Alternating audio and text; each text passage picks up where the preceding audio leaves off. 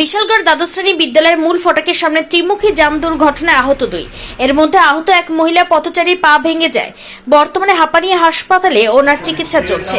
জানা যায়, রোজ বুধবার TR07E6212 নম্বরে একটি পালসার বাইক নিয়ে শহীদুল ইসলাম নামে এক যুবক বিশালগড় থেকে ঢাকার বাড়ির উদ্দেশ্যে রওনা দেয়। একসময় মূল সড়ক থেকে বাঁক নেওয়ার সময় বিশ্রামগঞ্জ থেকে দ্রুত গতিতে আসা TR01A3482 নম্বরে কমান্ডার গাড়ি নিয়ন্ত্রণ হারিয়ে প্রথমে বাইকে ধাক্কা মারে এবং রাস্তার পাশে একটি অটো গাড়ি সহ পথচারী মরণী সাহা নামে এক মহিলাকে সজোরে ধাক্কা মারে। তাতে সড়কের পাশে ছিটকে পড়ে ওই পথচারী। বিকট শব্দ শুনতে পেয়ে ঘটনাস্থলে ভিড় জমান পার্শ্ববর্তী জনগণ এবং খবর দেওয়া হয় বিশালগড় দমকল কর্মীদের।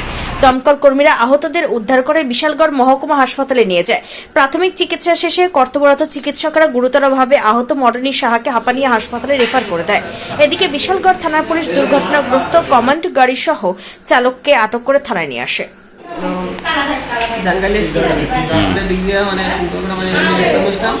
তো আমি ইন্ডিকেট দিচ্ছি, দেওয়ার পর হাত দিচ্ছি।